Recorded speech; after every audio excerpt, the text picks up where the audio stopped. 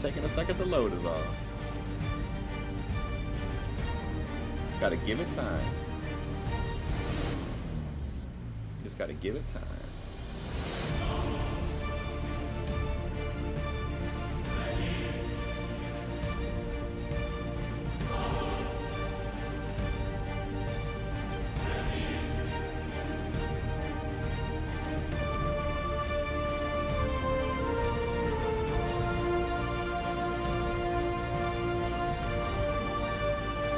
What are you doing? Am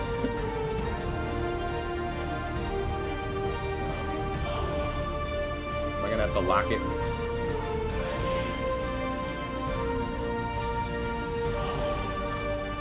I don't get no conveniences.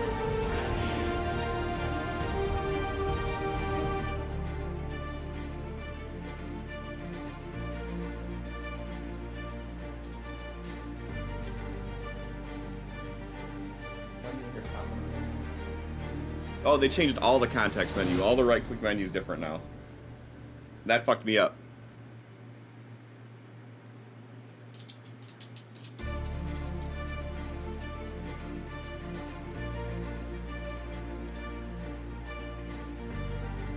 I mean, she'll be back tomorrow, so... Tomorrow night. Oh, tonight, yeah. She could come in here and fucking yell at me all night long. 1000%.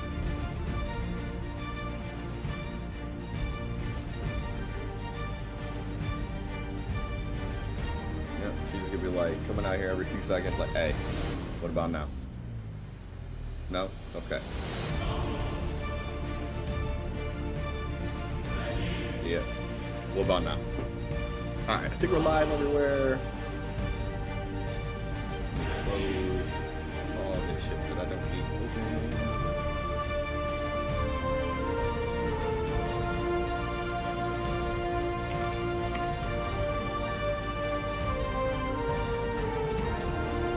They ain't gonna stay alive for 4 hours. That was loud as shit.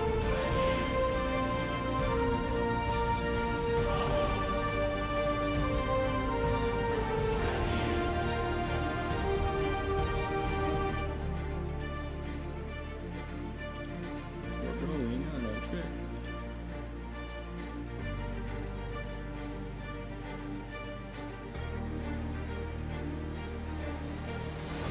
I mean, to be fair, it's the startup screen, so no one can see anything.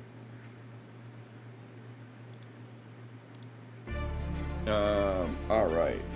We good to load it in?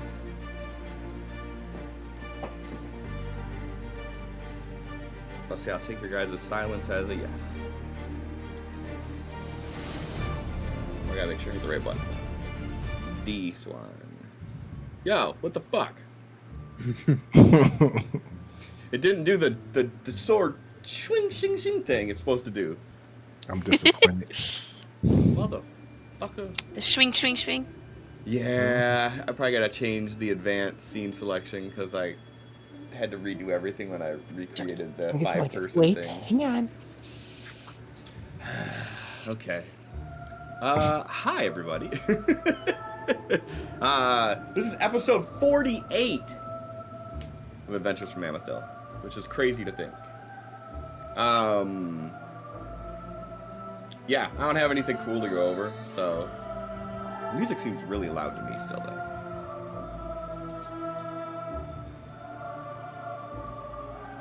Focus, I'm gonna need you to calm down.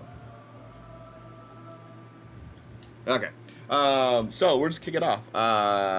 Sin, you want to do recap, and then we'll just jump right in. Fucking 30 minutes in already. Okay. Started last session with Thrain and Roderick interchanging who leads us through the Towering Wilds. One night it's going to be Thrain, one night it's going to be Roderick. Just heading north to some random location in the wilds, hoping that we find a glimpse or a speck of anything that indicates that the next rune is there. While we're traveling, everyone's doing their downtimes. Some people are crafting, some people are gathering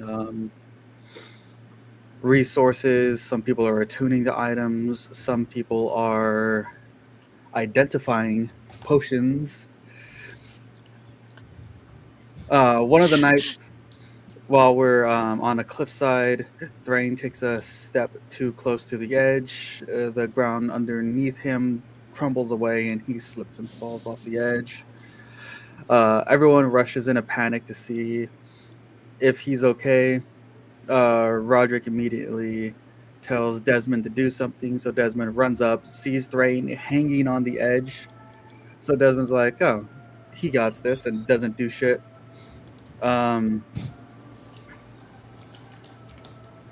Nell and Roderick start trying to come up with a plan to get him up. Something about sending the Echo down there. Using a rope probably isn't fast enough because it looks like he's about to slip. And Thrain manages to let go and cast his teleport gift and appear right behind everyone, still falling on his ass and taking a little bit of damage. But we help him up. We continue walking, and this is the first time some of the parties see him do this. So that gets explained. We go into trust and not keeping secrets again, because although Desmond trusts this creature, this thing that's giving Thrain his powers, Thrain's not too sure about it. But if we didn't tell the rest of the group, then we kind of rob them of the choice of if they decide to trust it or not. So we talk about that for a little bit. Continue on doing our downtimes as we travel. Roderick finally attunes to the golden blade, which is called the coin blade. Nell pulls out a potion that they've been carrying around for a while and finally identifies it. Turns out it's just water. And during one of the nights when everyone's getting ready to go to sleep, Nell starts screaming, and when everyone gets up to see what's going on, their arm is turning completely black, and there's black veins, and the color is spreading from her arm up to their shoulder. And Thrain runs over to help. Desmond gets up, runs over to help. Roderick gets up. Esmeralda appears and gets up and runs over to help. It's stopped by Roderick, then ignores Roderick and keeps going. Desmond sees that Thrain is doing everything that should be done already, so he doesn't really help and thinks on what this is. Figuring out that it's plague rot, that we can't really do anything with the tools that we have, so the arm needs to come off or Nell's just going to die. So Desmond tells everyone this. Thrain grabs the arm, extends it. Nell bites down on a stick. Roderick comes with his coin blade, shoving a handful of coins into it and doing a clean slice across the shoulder, cuts it right off. Thrain's still holding it. The arm twitches to life, starts scratching at him, runs over and starts scratching at Nell and Esmeralda, and we finally put it down. Heal up Nell, bandage them, and everyone gets back to their rest afterwards. Desmond gets a short rest and works most of the night on replacing Nell's lost arm. In the morning,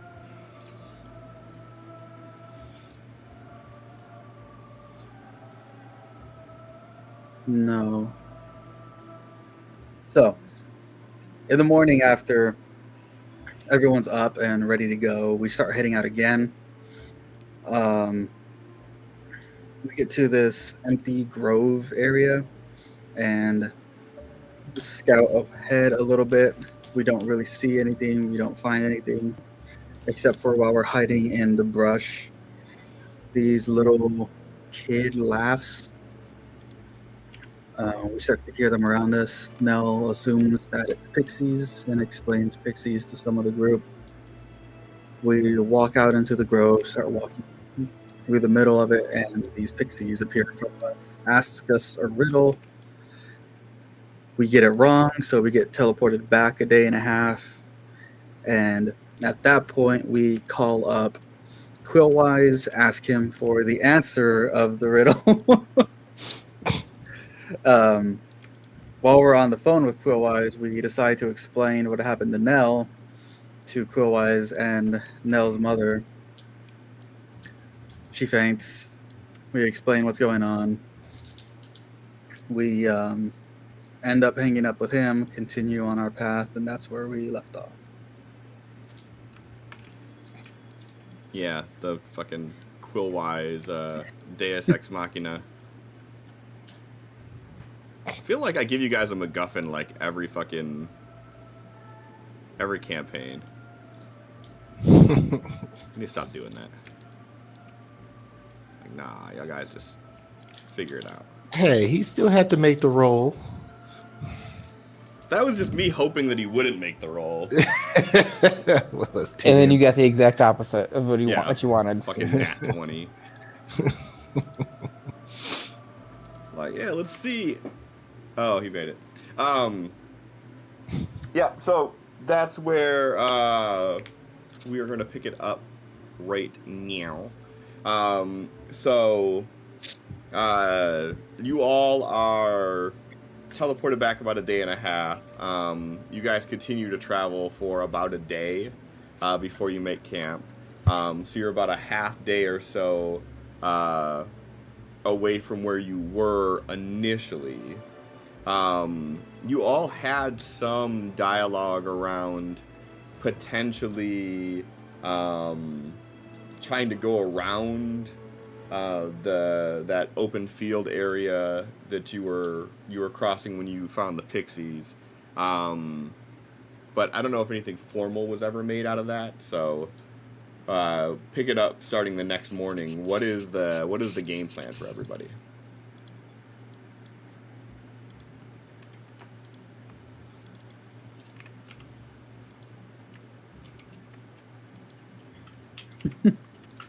Good plan, guys. It looked like Christina was going to say something, so I was waiting.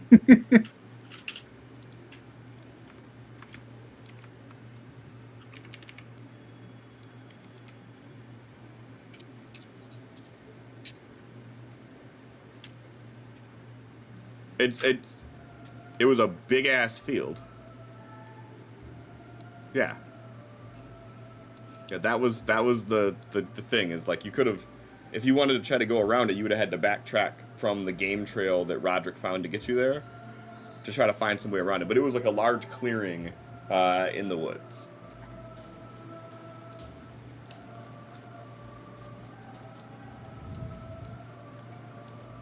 Do our best to navigate towards it, because we know that's the general direction we want to go, but like early enough start veering to go around the thing if we can, and if we end up there anyways, we have the answer. So Desmond just following the two that have been leading the travel this whole point. So Okay.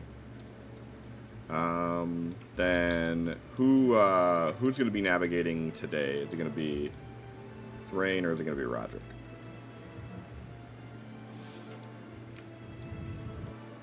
I can. Okay. Go ahead and give me a survival roll, please.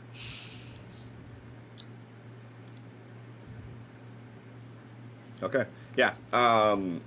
And so the intention is, if possible, avoid the large field, so you don't have to deal with it again.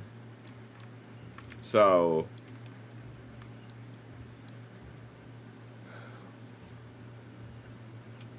So you travel a short while and you find the game trail that Roderick had marked off that you went to last time, and you know that's going to take you towards it.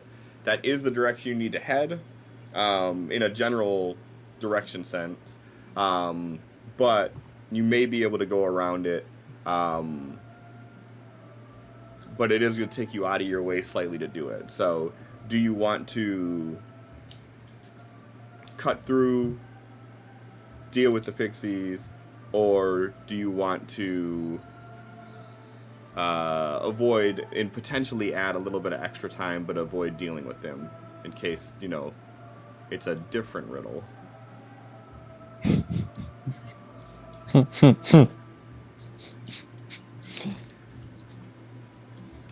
saying that pixies may have more than one riddle is all, Right? Yeah.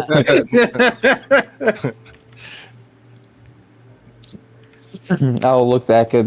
Oh, because I'm like, this is about where we would have to turn off if we want to try to go around. That's something we want to do. I think that is the wisest decision.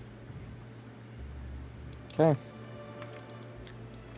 Better I'll add a start. few hours to our journey than potentially get set back a day again. It'll give you like one of those. Okay, so that's all you think it's gonna add. In his mind, he thinks it's gonna add about. He's thinking it's gonna add about a day of travel. Yeah, and start working our way around. All right. Okay. So yeah, so you see the path and it curves off to the left where Roderick has the tree marked for the game trail, and you guys continue through some more of the thicket until you get a quarter or so mile down, and you can see through some of the breaking in the tree line of where the field was, and you see the field start to encroach on the wood, and then you continue a little bit further on, and you get some idea that you're probably out of the clearing of where you were as you start making it through. But it does add a little bit of time to it. With an 18, I'm going to say it's pretty minimal that it adds, so we'll call it an extra 2 hours or so that you had to cut through. But you find yourself back on track and in the general direction of where you need to be. And as nightfall starts to approach, you know that you're probably only a half a day or so travels away.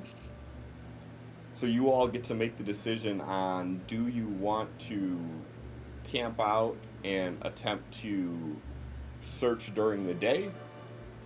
Or is time more of the essence and you want to try to get there as soon as possible and continue pressing on through the night to make up for lost time?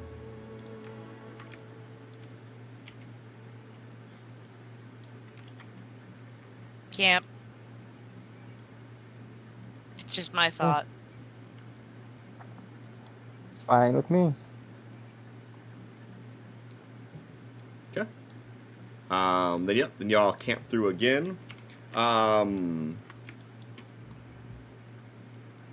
Megan, Yeah. give me a percentile die, please.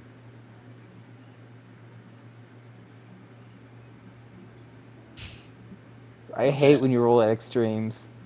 Not bad. Okay.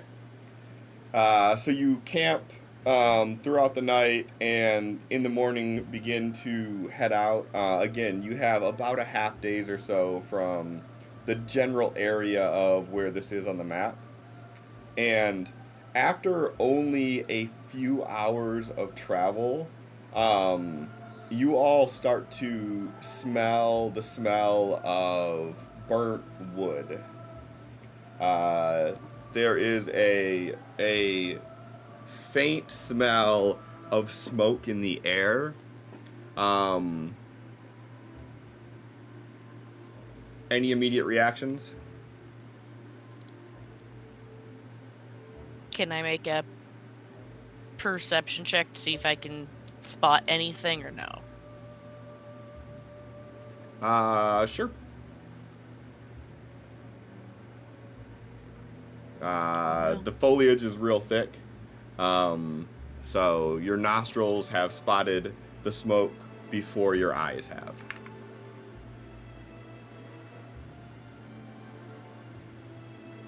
So Nell's looking around while they continue through, like, hopefully this isn't an awful sign.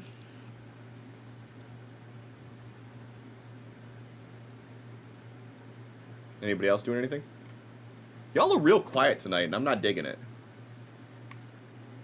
Everybody's just chilling on mute. I'm not I- digging it. right Christina's now, got I'm- food in her mouth, and that's fair. Right now, I'm trying to prepare spells for the day from that long rest we got. Y'all move too fast that long rest. So I'm sitting here like, all right, I have spells. I need to look, see. We're about to start searching. Let me look and see if I need anything there. No, Desmond. This is travel. Desmond doesn't participate in travel shit. Well, it's kind of the end of travel is why I'm bringing it up.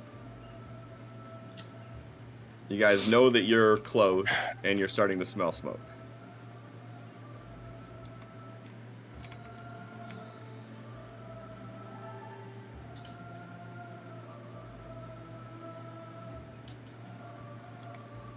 And how would you determine that?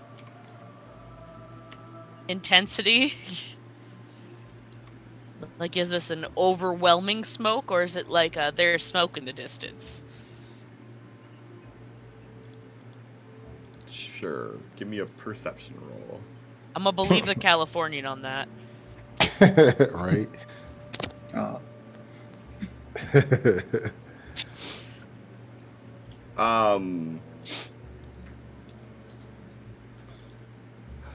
Would Esmeralda still have that -1?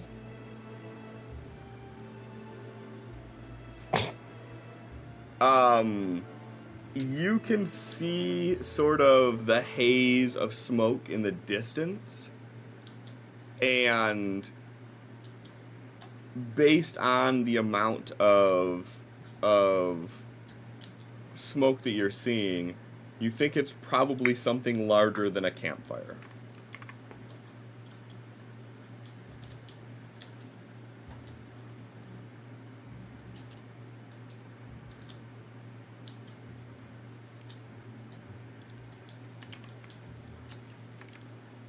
So you guys continued traveling, and after you continued traveling is when this happened. So you guys had about a half day's worth of travel you knew. A couple hours into your travel is when you started smelling this. Yeah, so you've had time to like, it's not just at camp anymore.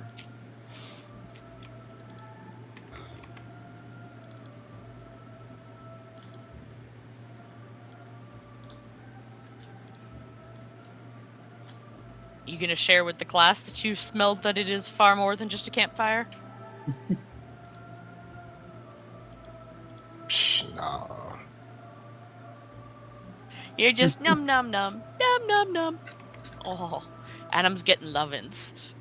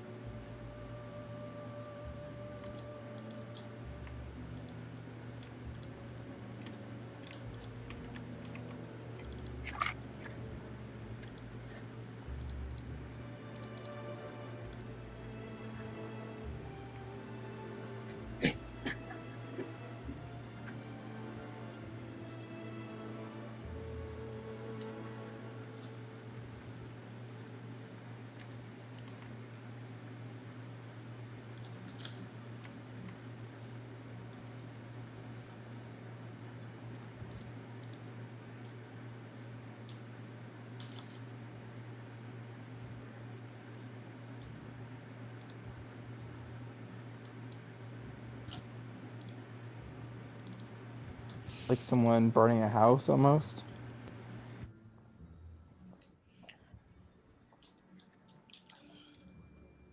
Whatever the hells it is, hopefully it's not something that's going to be a threat. That was just me getting rid of the second one because I had 2 instead of 1.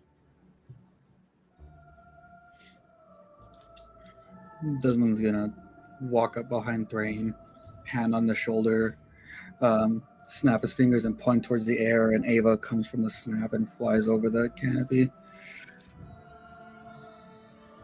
I always forget he can do that. Then he's just gonna over the canopy see if he sees any smoke coming from a certain direction. Sure. Go ahead and give me a perception roll for Izzy Bird.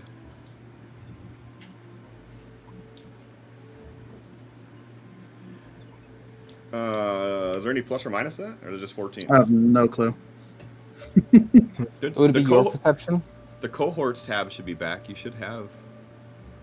Oh wait, you It guys is don't not have back. the cohorts tab. What the fuck? The NPCs have the cohorts tab. But Cute. PCs don't. That's weird. Hold on. Which one is this one, Ava or Eva? Ava. I can't see through Eva. So, which one's which? You have Ava is your force blast arm cannon thing, right? No, that's Eva. Ava's the one that's an actual bird. Mhm. Eva's the one that's made out of crystals. So Ava is the one you talk to your sister with. Mhm. Okay. Eva is Evil Burger. I mean, Ava, It can be- avian, actual bird.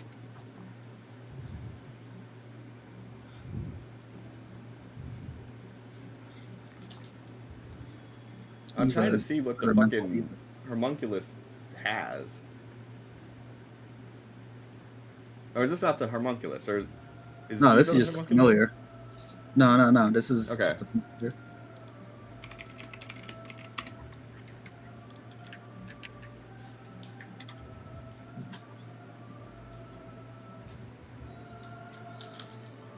+1.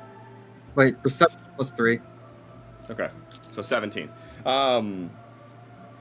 So off in the distance, probably quarter mile, half a mile or so, you can see smoke kind of I wouldn't call it bellowing quite yet, but you're seeing smoke coming out of a clearing, like I said, quarter mile, half mile down the way. In the direction that we're walking. Yeah. I mean, So- you're a little bit off from the exact direction you're going, but yeah, close enough. So Desmond, with his gray hazed over eyes, after sending Ava up, will like lower his arm, keep walking, silent for a second, then hold out his arm in a direction, slightly tilt it, and say the smoke's from that direction. Then he'll hold out his hand, and a minute later, Ava will come flying, like fly into his hand, and will dissipate into him. I'll look at Nell, head that direction, you think? Or avoid it?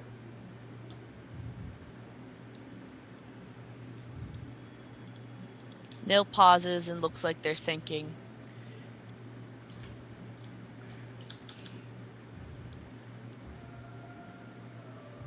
Not that I like heading into trouble, but if that fire is hellfire, it could be the Countess also looking for it. And we may want to head in that general direction. I'll start heading that direction. All right. As you all start approaching, you start to see remnants of what appears to be a battle. It starts by a few arrows and a few daggers you see. Then you start seeing bodies laying on the ground. all the bodies wearing a black robe, black hood. And as you continue walking through, the number of bodies begins to increase. Whereas there was one or two here or there, now you're seeing 2 or 3 of them side by side. And as you start to edge closer to this opening in the tree line, you see off in the distance this small stone building that has been moss covered and seemingly forgotten by time. And in a large area around this stone building, you see the grass has been completely burned, and the source of the smoke is the fire spreading from this grass as it is pouring smoke into the sky. Thinking back to when we went back to Elm Hollow, the destruction looks similar to what the Beadrill did. Give me a history.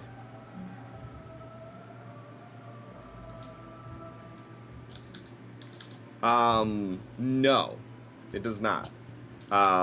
This seems more like a more natural fire, if you will. But the destruction is great nonetheless.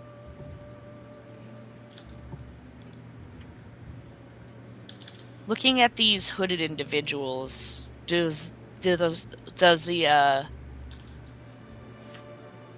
outfit seem recognizable, like how we would see of the cultists? Definitely. No roll necessary. Got it. Cultists. What? Refresh my memory on that one. Which cultist? Countess people. Okay. So I remember there's other people that are Endurians. How fresh do the corpses look? Are you looking from a distance, or are you inspecting them? He's gonna inspect the one. Give me either a medicine or an investigation roll, your call.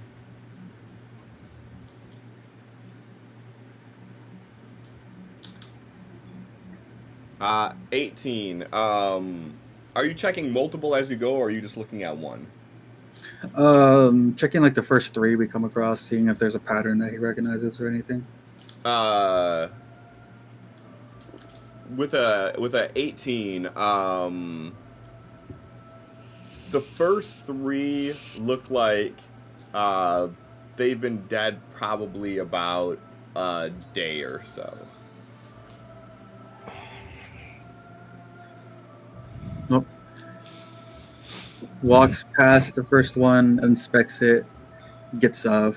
The green shimmer goes across his hands, pulls out his blade, sticks it in the neck so the head comes off, then he keeps walking. You're cutting their heads off? Mm-hmm. Okay. Are you doing this for like all of them? Like as you start moving closer in, like you're seeing like dozens of bodies at this point.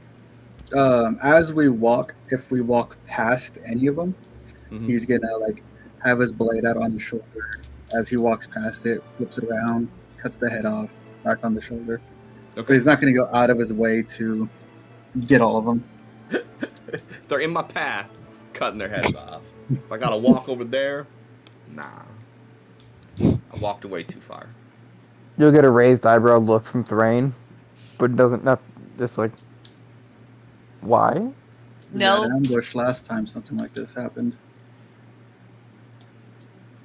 Nell, seeing what he's doing, nods and kind of starts going off doing the same thing, and it's like, additionally, generally you can't do much necromancy wise without the head, can you?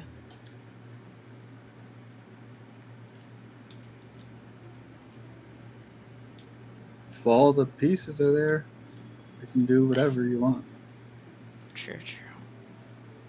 That was just Megan not thinking about like modern zombies, how we see them in zombie films. My brain was like, that's right, they need a head. And then as I said it, I was like, that's not D&D.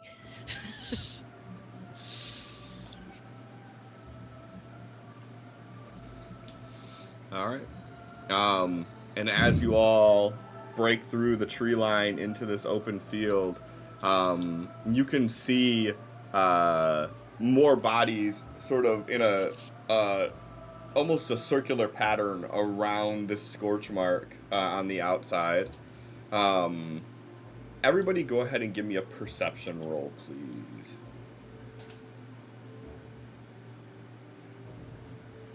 I don't like the push buttons. Oh, I shit. feel like I feel like I keep just getting shit rolls, man. Mine are working fine. I like to push buttons. Okay, don't be blaming the buttons.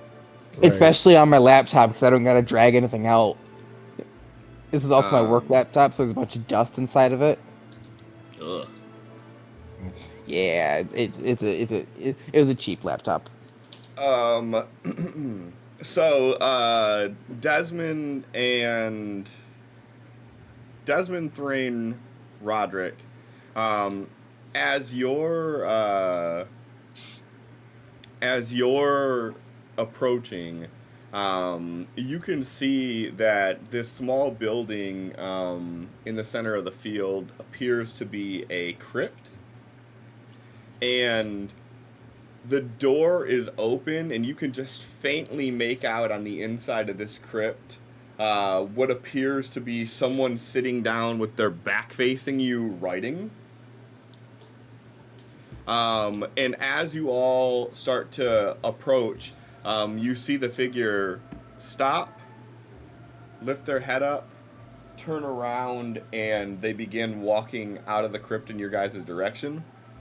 Thrain, you notice that as he gets up and starts walking in your direction, you can still see the ink and quill on the desk writing by itself. What does this person look like? It is a robed figure, and depending on if you all plan on stopping him before he makes way, as he steps out of the crypt, and you can start seeing his image a little bit better. You're seeing someone wearing a very ornate robe, like a deep blue robe with like gold trim on it. They have long white hair, a long white gold goatee, and the way that they are moving, they appear to be very old. Roderick's gonna pull his guns, point them at him, and says, "That's close enough, there, friend." How far away is he? Ish. Whatever you say is too close. Ish. We'll say he's about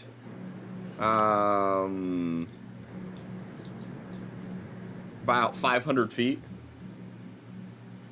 Like, it's a large clearing, and you guys are like at the tree line. You still think it's too close, Roderick? Yep. That's fair. That's Roderick very does. fair.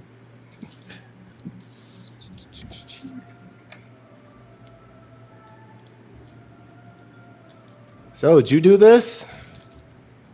You're calling out. Yep.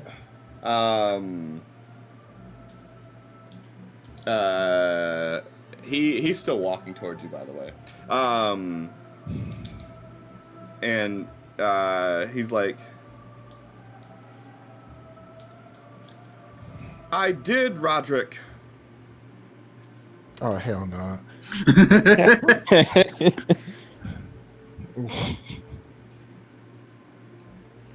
Do we recognize the voice at all? You do not. And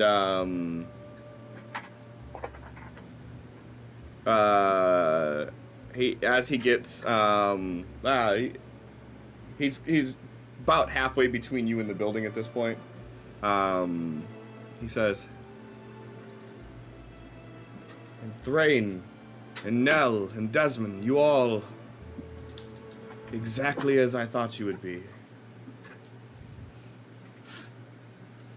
And you are. He's still walking closer. He's not answering who he is. I mean, he didn't answer immediately, no. Okay. And he goes, "You don't know me, though you may know of me.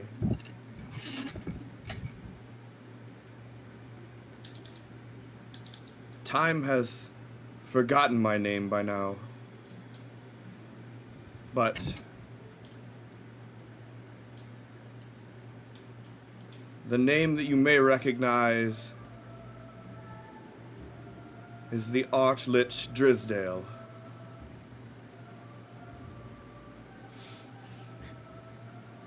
Fancy name, buddy. Didn't I say that was close enough? Fire a shot at the ground in front of him. It doesn't stop him. He continues walking. He gets to about 50 feet or so away from you guys, and then he just stops. And he like sort of looks down at the ground, and then he just stands there looking at you. Cliff, what would I remember? Can I pull from that History 21 from earlier about the Archlich that Quillwise is studying? That's Or him. whatever it is. That was the name. I couldn't remember his name, but like that name sounds familiar. The Drizzler. Drizzler. That's how I remembered it. So, are you... How do you know all this about us? I wrote it. I mean, kind of figured that. And was your writings prophecy of the future? Or have you already lived it? A little of both, a little of none. My stories are my experiences, but this one I've yet to publish.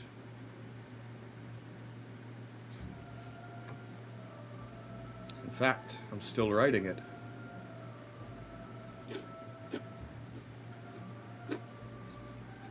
Come, we have much to discuss. And he turns around and he starts walking back towards the crypt.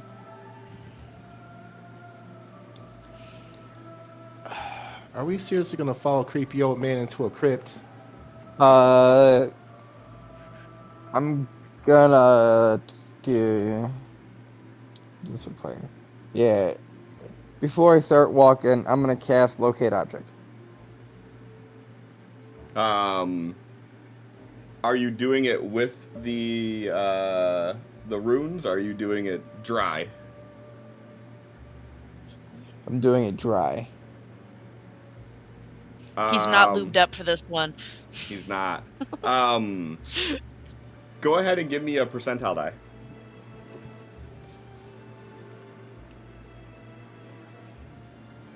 You are getting a faint sensation of two separate runes. Not the ones that you all have. Okay, I was about to say, I turned around, they're like right there. I know how you fucking people are. I have to clarify on these things. I'm gonna look at Desmond and then point at my head. Like, hopefully he gets what I'm saying. I think he's figured that one out by now. I would think so. If you forgive me, Archlich, I don't think we're comfortable going into the crypt having just met you. There I'll isn't go exactly then. trust yet. Fucking listening to all these other beings. This one had to Nerve to come meet us face to face. Desmond just starts walking in Thrain's head. What's going on? There's two of them nearby. The runes? I'm guessing you would have seen me cast a spell, Mm-hmm. and it's a spell that Yeah. you've seen me cast Mhm. multiple times. I'm Any of sorry, them Christina. on I his could not person? hear you. Did you say that you're gonna fall or that you're following? Follow. I heard fall, like Esmeralda just. I was like, wait, we have to acknowledge that. She just does that. It's fine. As Thrain responds to you, you both inside your head hear a voice say, "Thrain says to Desmond."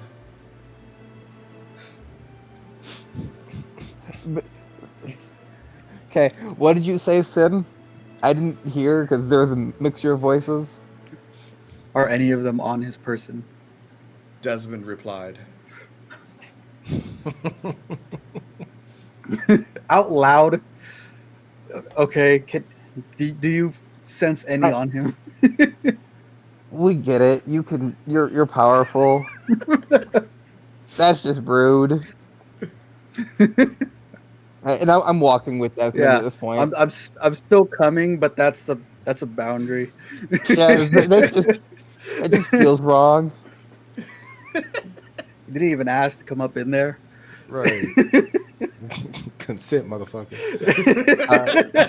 Nell is also going, but was really just offering we might not be comfortable going in the crypt thing because Roderick seemed unease. No, far be it for us to have a consensus or anything. Yeah, let's go into the murder god's temple here. Does the archlet say anything when I say that? When Desmond and I are saying that? No, I'm actually saying that out loud. no, No? Okay. he says nothing. He's back in there sitting down. Okay. Yeah. And then do I see if they're like on him or just in moving, or are they just You do not like, have a central? strong pickup of them. You know that it's in the general direction that you're walking in. I can't tell. I can barely sense them, but I sense them.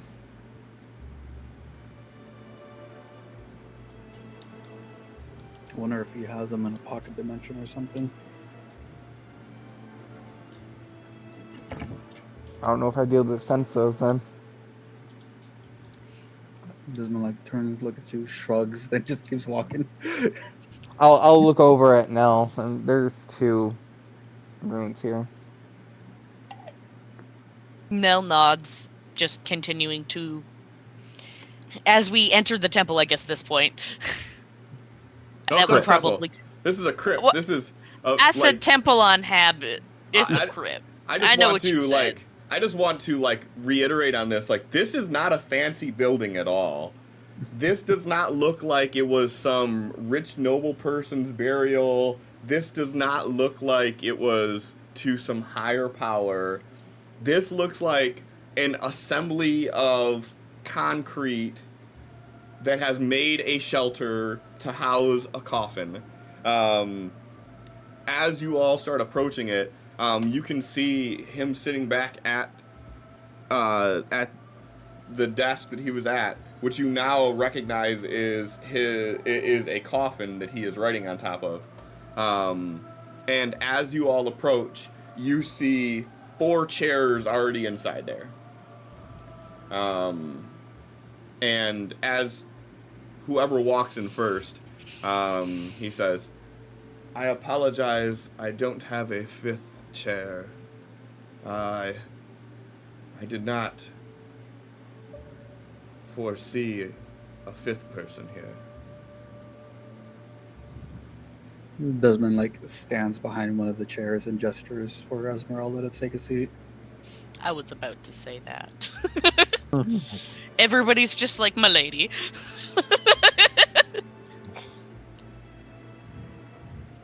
No, Desmond just doesn't want to get dirty on these old ass seats. And they do look old. These chairs look like they have been set up here for years and years and years. Like cobwebs still like stuck to the chair, like from the chair to the ground. Like this thing has been set up this way. All right, Esmeralda's seat is a bright green shimmer as he like holds the back for her. And he reaches he like hear him slide the stone sarcophagi to the side a bit, and he reaches in and he pulls out 2 runes and he just kind of sets them on the sarcophagi, and he goes, I would not recommend trying to put these in a pocket dimension, nor would I recommend trying to leave this plane with them. Good to know. And the reason being? They don't respond well to it. They work in the material plane. They work in the infinite hells.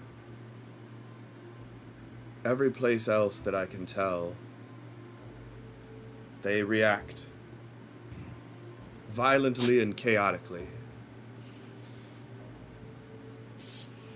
Speaking of violent, chaotic reactions, does holding 2 at once seem to be a problem if you are focusing on them with arcane?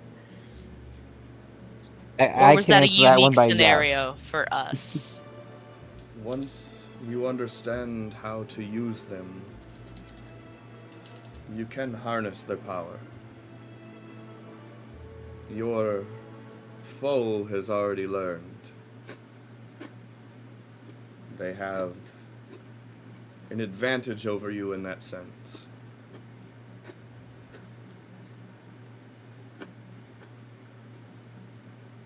So is this something, since obviously you know what we've been talking about, that I should move forward with Desmond? I know what you've been talking about.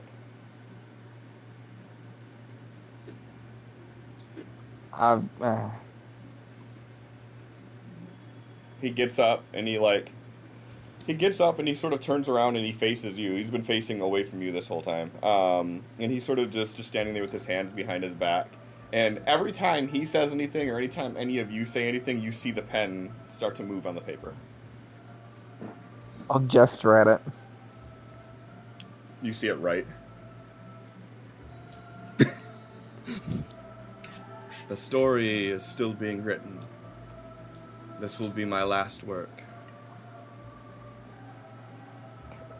So what's with the one that Quillwise is currently reading? The one that says you killed the last of the Abyss Kissed. That was thousands of years ago. And I had hoped it would end the cycle.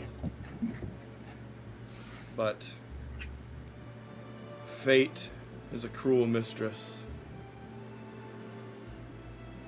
And she has no shortness of irony.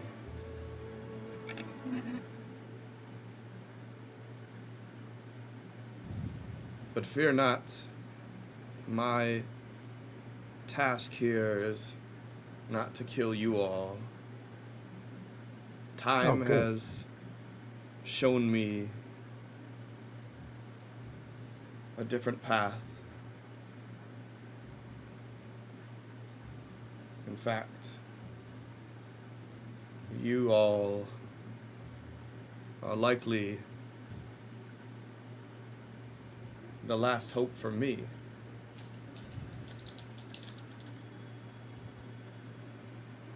What do you mean by that? My soul, my being, my existence, it's trapped within the confines of this tome. My job is to teach you all how to utilize the Crown of Fiends. And then I can finally rest.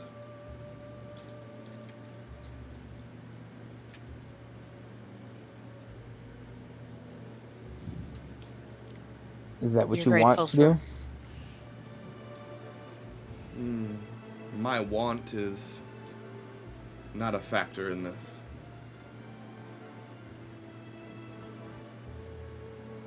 Any knowledge you could spare is knowledge I would be grateful for. The Crown of Fiends was the ultimate key for ruling over the Hells. Before the fiends were split into demons and devils, there was one singular fiend race, if you want to call it that.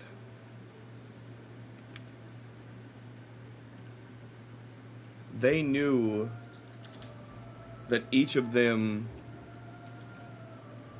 would kill one another at any moment to regain the strength. So 13 of these fiends put a portion of their own essence, their own power, into a rune. And these 13 runes were then forged into a crown. With the combined power, it would allow whomever controlled the crown to have the ultimate say of the infinite hells.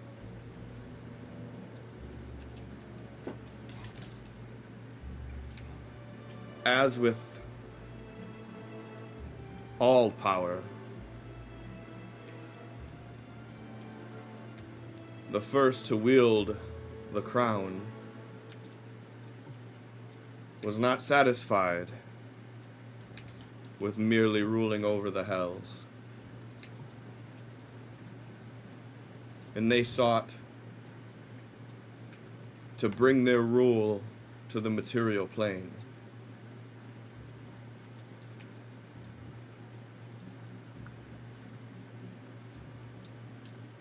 The gods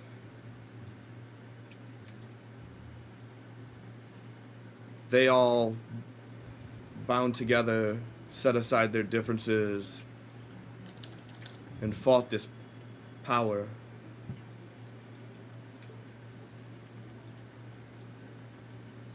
After much destruction and much death on both sides,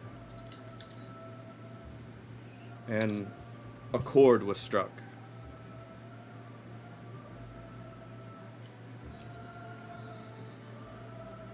The rulers of the Hells agreed that if that crown was still allowed to be in the Hells, that the war there would never stop. So they surrendered it to the gods. The gods, seeing the power that their combined forces could come with,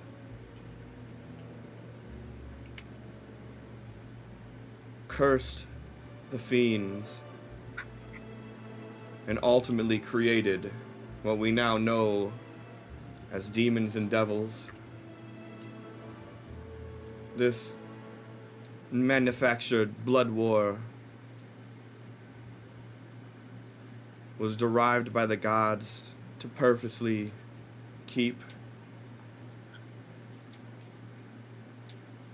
the fiends fighting themselves, never truly allowing them to amass power enough for a large-scale invasion. But the power of the crown was too strong, and not even the gods could completely destroy it. They came up with a solution of breaking the crown into pieces and scattering it across Arrakis. But as I said,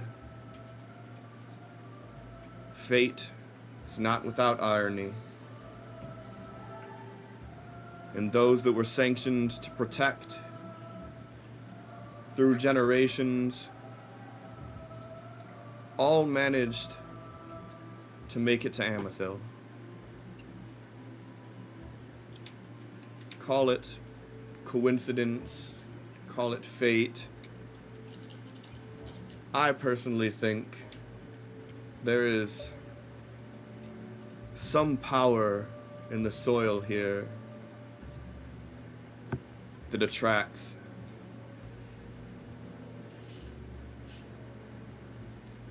the darkness that lies below.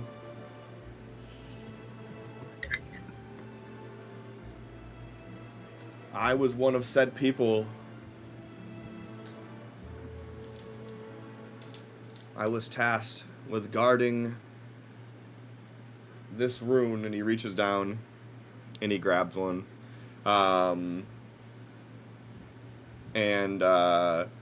As he like holds it up, he like pulls down his robe and he shows on his chest where there is a like hole where you can like see like into his chest cavity.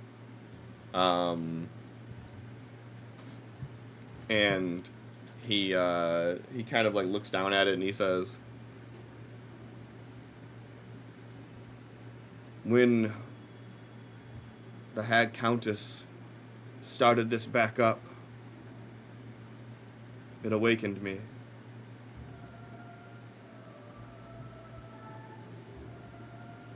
It had been a peaceful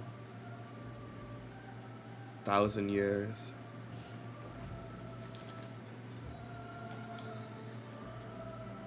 And besides, our friends out there," and he gestures to like the bodies laying on the ground,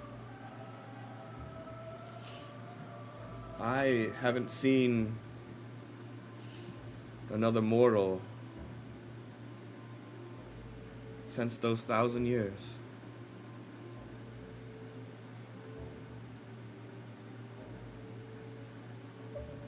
And as he says that, he sort of like looks over at the other gem.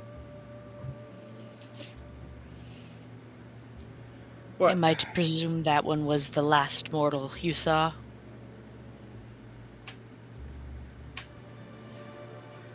That is an interesting tale.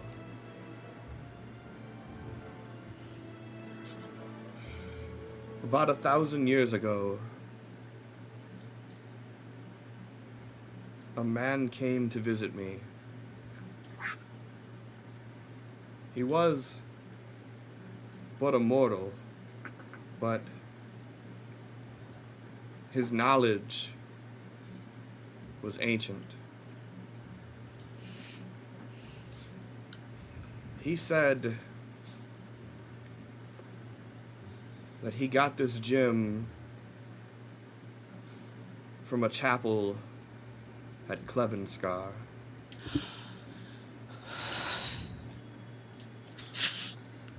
He said he knew these events would happen.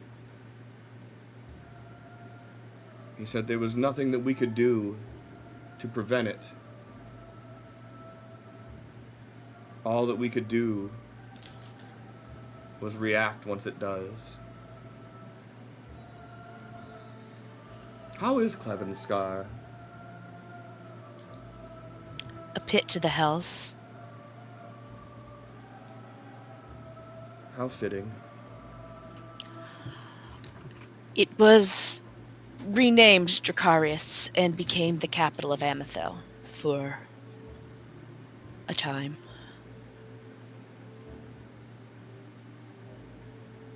But I'm surprised that the Queen would allow the capital to be moved. the Queen was not alive to have that choice. The Queen was usurped? Correct.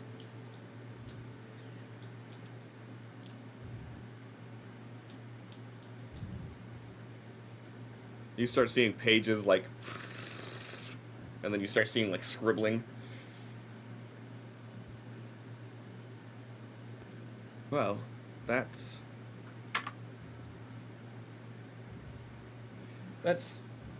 neither here nor there.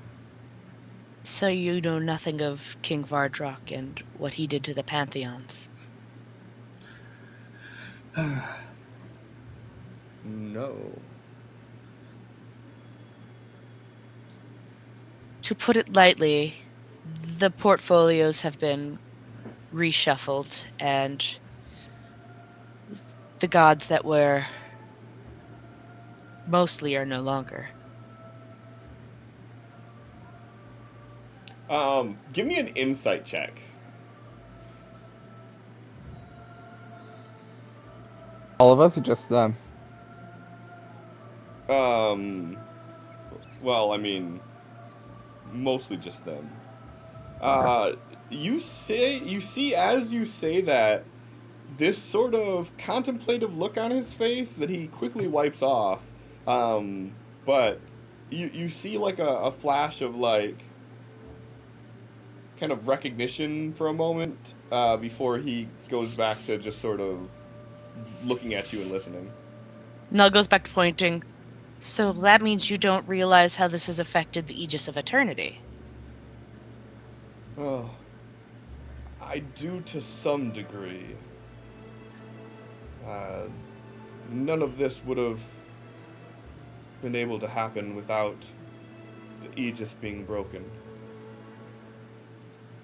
That And much what would I was told break of. the Aegis?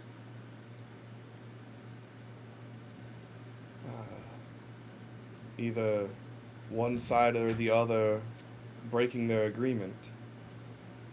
When the demons and devils were formed, what the gods had to give up was their ability to interact with the material plane.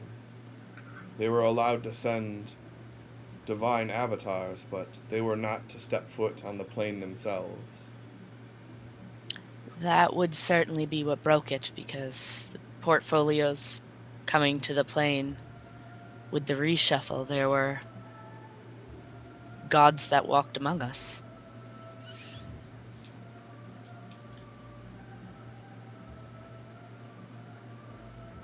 So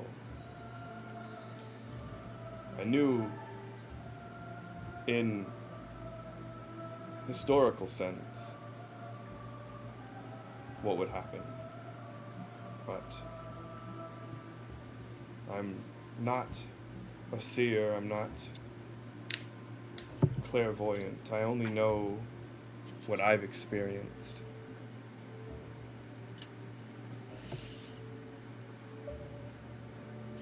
It's complicated to explain.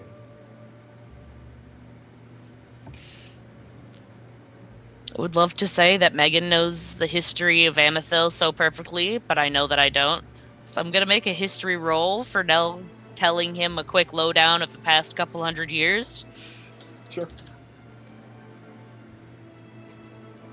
Desmond starts to just walk back and forth, just pull out a book, and just he's done at this point. How much proximity bias is there in this recollection?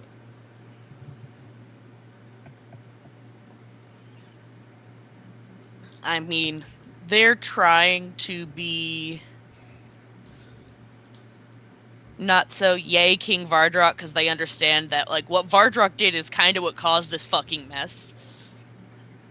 But they still show in good light for how the kingdom itself was treated. Okay. But just, So- what Vardrock had done and the Queen Vakta had done, and yeah. Okay. And as you're talking, periodically you'll see the book like flip back pages and then start writing, and then it'll like flip forward and start writing, and you see the book just sort of autonomously navigating through chapters. Mm-hmm. And he just sits there. He doesn't interrupt. He doesn't ask many questions. He just listens as you sort of give him the rundown. And During go ahead. during this, if I see, I'll look over at Desmond and you said you're just reading your. What are you doing, son?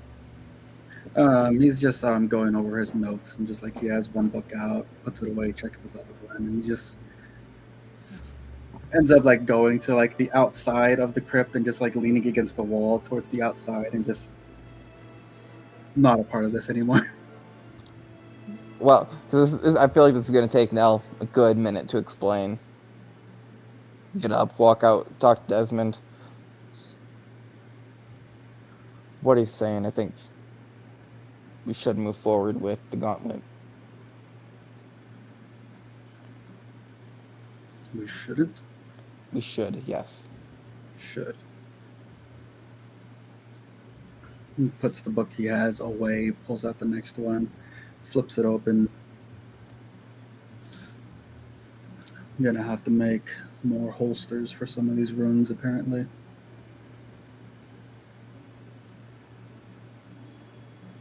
I have some crafting materials. What would you need? Whatever you have that's sturdy. I'll just hand him.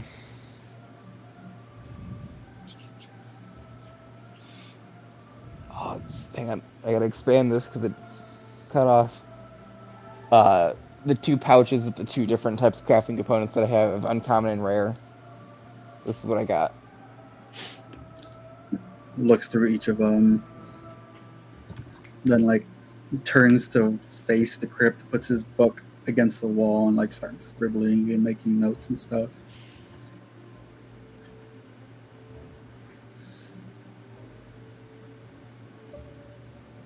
Gonna make some adjustments to the notes, then start working on it tonight or tomorrow. Okay. If you need any of these, let me know. Put them back in my bag and head back inside, see how far Nell's gotten in the story. Sure. Yeah, Nell finishes up the I assume A brief retelling. Yeah, It's I was about not to say- supposed to be.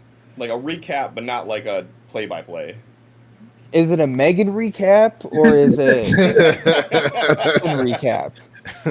It is a summary of main events that happened in the last 200 years that would change the course of history, and not just like, and then he went and killed this god and this god in order. It's like, so these are the ones that are left,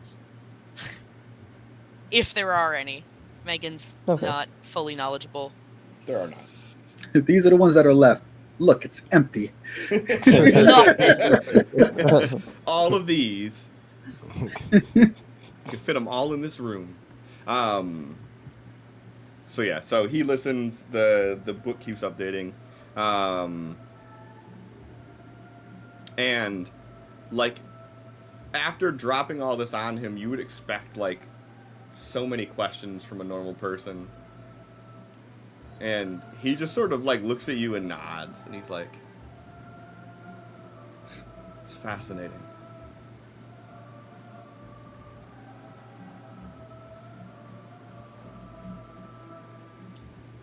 Now,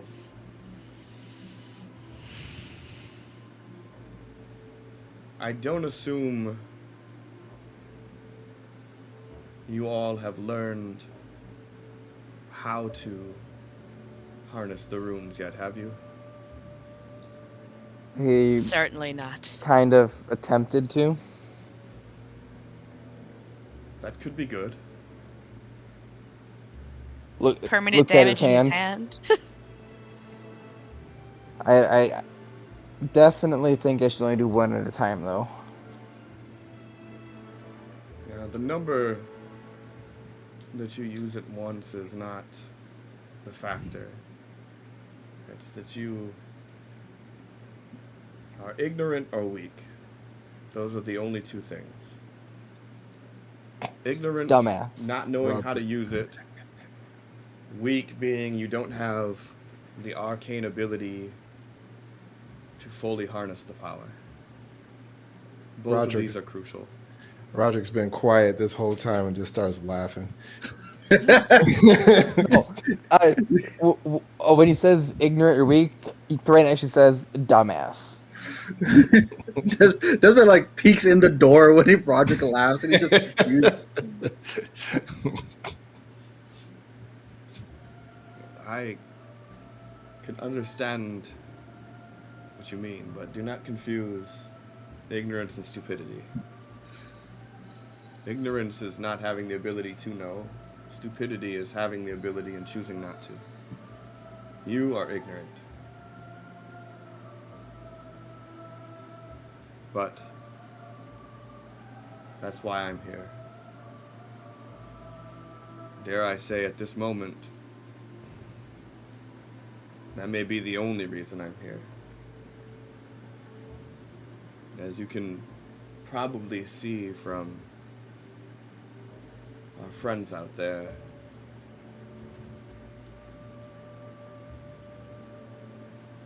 the Countess is back.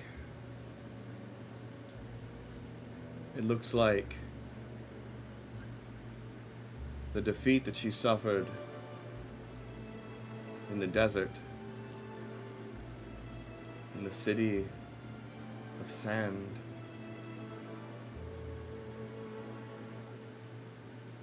Sand scale. thank you, sand scale, that really put the toll on her. These gems are very powerful, and they can drain someone of their entire life essence if allowed to. You have to learn how to use them, and if you push too far, prepare for consequence. I, unfortunately,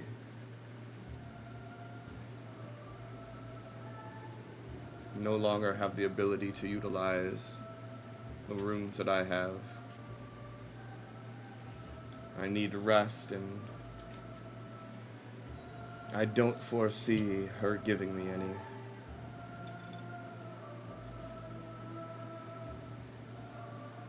Are you able? Take that back. Should all of us try to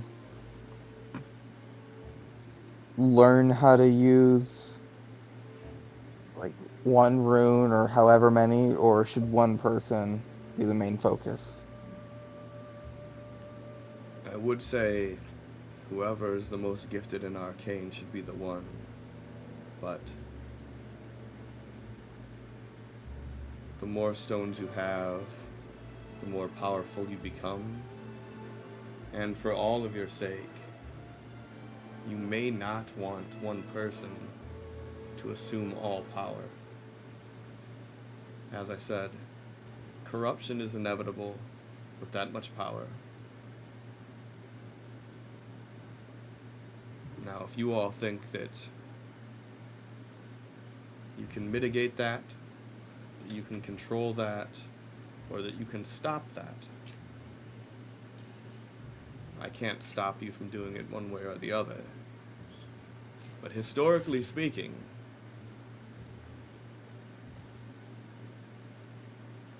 absolute power corrupts absolutely.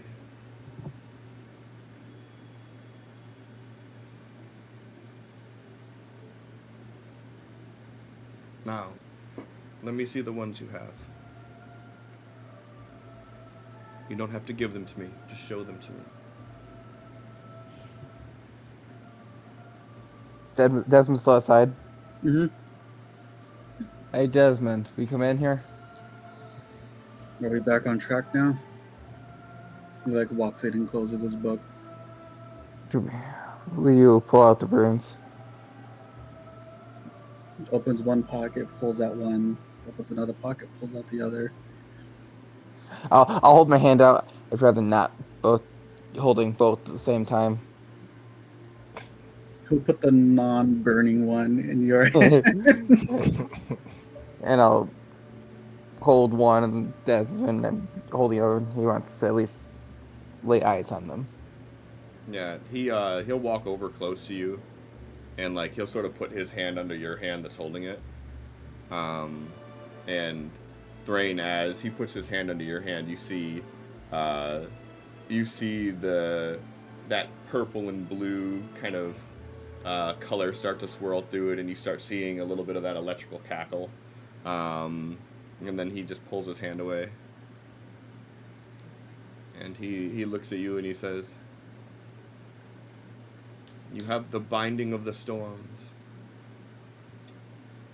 And then he sort of walks over to Desmond and he puts his hand under your hand that's holding it.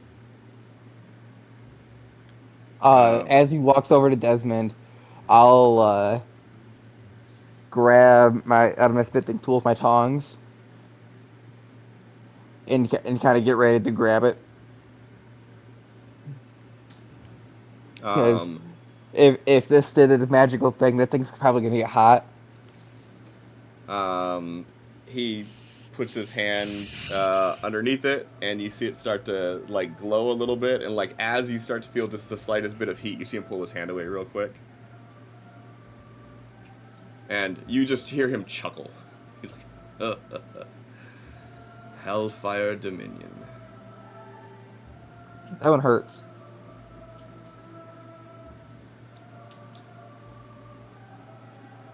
It's a shame that these are the only two you have. He walks over and he grabs the other two, and he like just kind of holds them out like towards you guys. No, we'll Towards- take the one on his left. Okay. Is Roger Esmeralda moving towards them? If That they is- don't know, we'll take the other one too. Well, if not, I'm gonna grab the other one. Yeah, Roger's like back. was he holding him out towards like Thrain and Desmond? Like he's just holding them out towards like the group. The crew. Good What's job. new? Oh yeah, if you try to grab one, he pulls it away from you, Esmeralda. He just looks at you and he says, "I'm sorry. You were not part of this prophecy." I'll glance at Roderick. If he's not moving, I'll walk up and grab the other one. No, you guys go burn your hands off. You already have to. What? Who? Desmond has one right now. Thrain has one right now. Okay, I thought Thrain had two of them. I was like, bro, you don't need No. 3. Oh, No. I had my tongs in case it got super hot and Desmond had to drop it. Got it. I put all that away as he walked away. Yeah, Yeah, and then I'll grab the second one.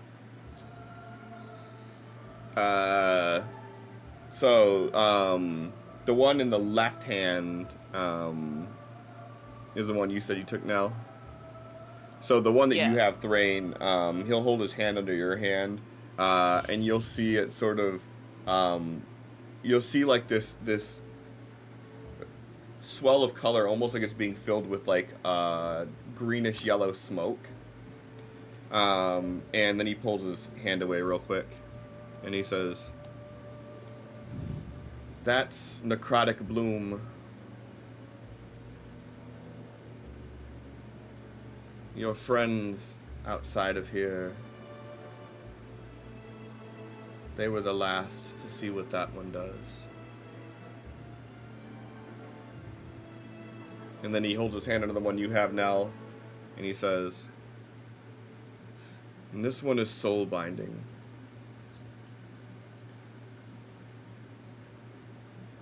I assume that's part of the contract that keeps me here. Nell nods. Immortality. The runes have a certain vagueness in their power. The essence of the Lord is within them, but how it manifests is dictated by the user.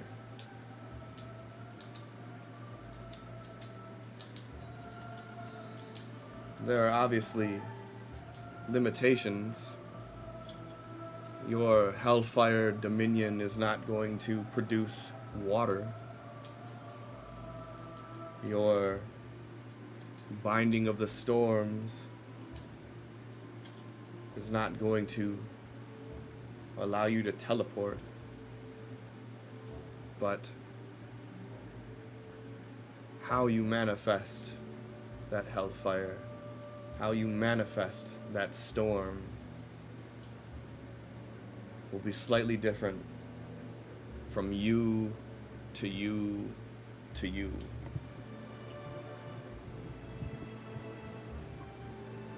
And you, my dear, and he looks down at Esmeralda, you may be the secret weapon to this. Somehow written into a story.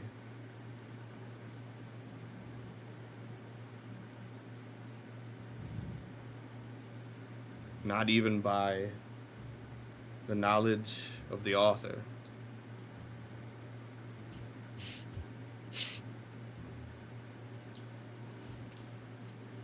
But I fear if you were to try to utilize these runes, you would likely suffer a horrific death.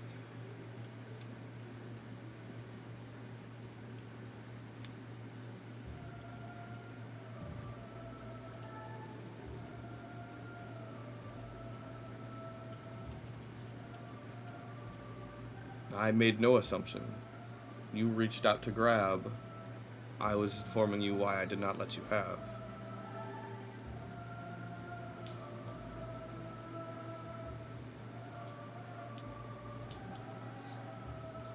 It could. You could say the wrong word. It could pick up on latent energy from the weave. These runes are not a creation of this plane. As I'm sure you two can appreciate more than any other, things created on a plane often behave much differently elsewhere.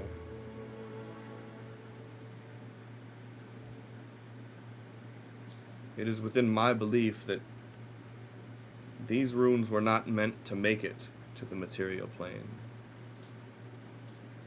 which is why their effects are always dark and twisted. No matter how much good you do with them, they always find some way to inject a little bit of evil.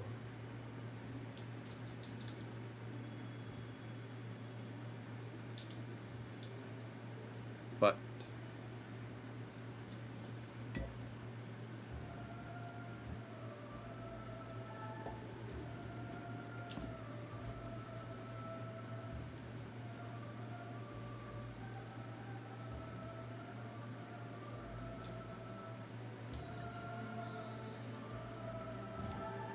I don't need to know what you're capable of to know what they are. Then he just kind of gives you a nod, and then he kind of walks back over to the sarcophagus and turns around and puts his hand behind his back. I believe the reason why we would be better suited to use them is because of our abyss-kissed nature. We are fiend-marked. So perhaps that's why we'd be able to not be destroyed using these items of the hells. It is a strange tapestry that we have woven here. You all are kin to the blood of the Abyss-Kissed.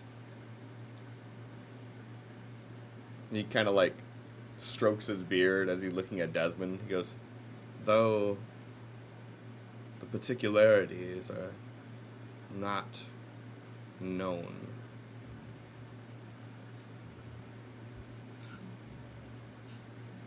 Most of the time, Desmond's just looking like he's like, okay.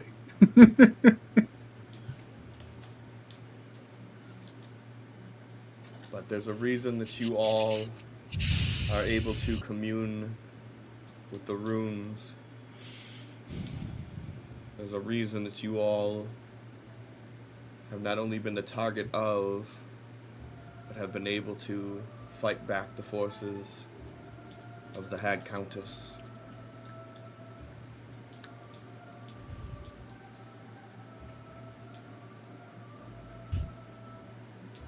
What you do from here on out is not yet written.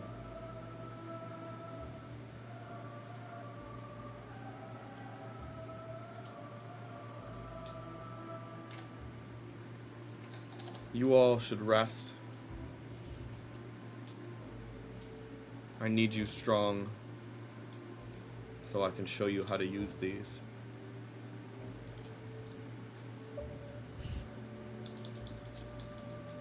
And then he sort of like looks around and he says, I apologize for the lack of accommodations. Oh yeah, we're not sleeping in here, my man. That's yeah. No, this is all you. We're good. We'll find something out there. I would probably go a good distance off of the charred grass. The necrotic Yeah. bloom tends to have detrimental effects to mortals. I have a feeling it's not similar to how I lost my arm.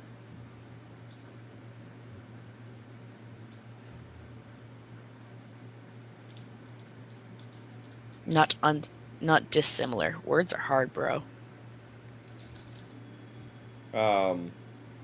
He's like, they are not one and the same, though not entirely different. But certainly not pleasant. If you're lucky, it's quick. If it gets in the lungs, you usually feel minimal pain. You know, a dear friend of ours would be elated to meet you, and he has joked that if we ever met you, to have you sign his books. He chuckles. He says, well, we all make it through this alive. I'll do just that. Nell smiles. And then says, "We have a sending stone to him if you care to chat with him. I'm sure he cares to chat with you." I would rather not. I need Understandable. rest. You all need rest. Pleasantries and socialization can come after. He gave us this map, and I'll pull out the map of the rune locations. Mm-hmm. You will tell me or tell us how accurate it is. I show him.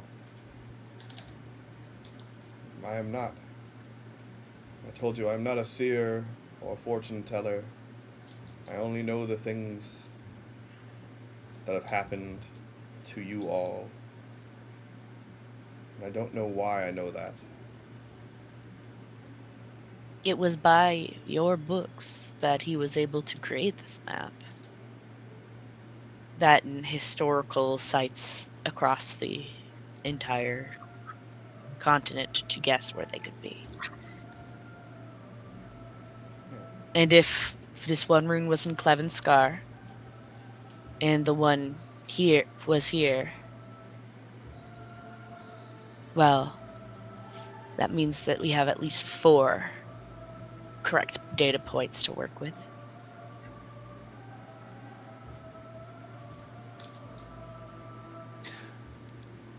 So hey, who's gonna read these books that you're writing? The pen is writing. Who's gonna read that? What's this for? Give me a charisma roll. Psh, I am Mr. Charisma, my guy. Not a save. He's like, I'll have you know that I have many of avid fans who read my work. Now I must rest. All right. He just Jeez. pushes open the sarcophagus and climbs inside of it. Yeah. I'm going to bed. Fine. He starts walking out. It's like, well, record this. Poopy butt farts. Haha, that's in your book forever. Then he runs out the crypt.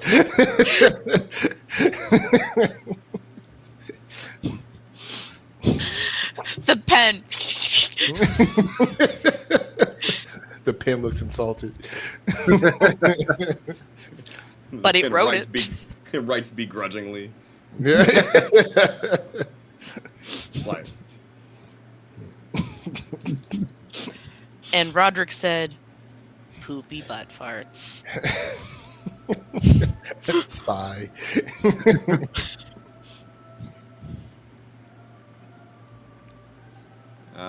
yeah. So as you all walk outside, if you look at the bodies that are kind of within this like burn circle around, you can see like they all almost look like husks, and you're seeing like flowers and whatnot like growing out of their mouth and their nose, and like nature is already starting to reclaim itself from the inside out. Did all of the cloaked individuals look like they were hit with this necrotic bloom? No. The ones that aren't touched by necrotic bloom, I was thinking maybe look them over to see if there's anything valuable or ways that they have like communications or maps or whatnot. Sure. Give me an investigation roll. Boo. Hey, good for me. You're not finding much of personal effects on them at all, outside of some run-of-the-mill daggers. Some of them have like short swords, but for the most part, they like similar to what you've seen in Sandscale. Like these people look like they came here to die. All right, I just wasn't sure if they'd have any form of like, where's their central hub? But you know, I get it.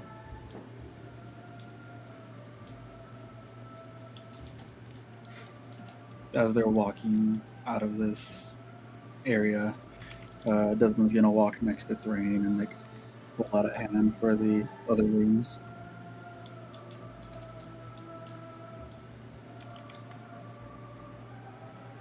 I'll hand them both. So stuffs away all 3 runes in his pocket.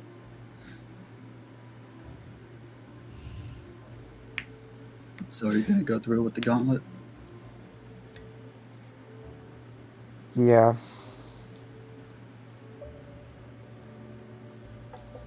Start working on it right away. All I'll right. nod.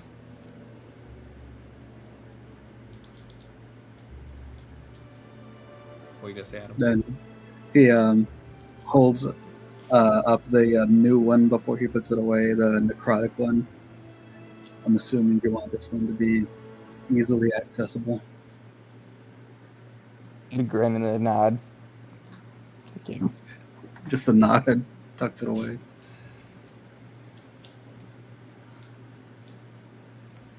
All right. Are you guys having this conversation in private? No, just as we're walking. Oh, Roderick's like, so hey, I was kind of dozing in and out while he was yapping on, but I did catch the part about, power and corruption and all that.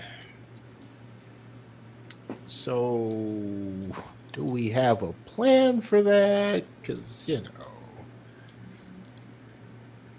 that sounds pretty bad for everyone. It's also not necessarily I'm gonna use all of them.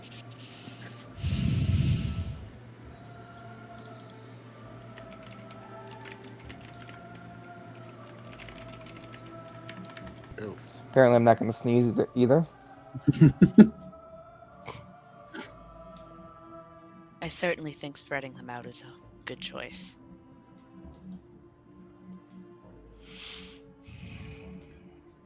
Would you like one, Roderick? I don't, with what he was saying about ignorance of the weave, I don't know if it would be best for you to have one, but I'm not opposed for you to learn how to wield one.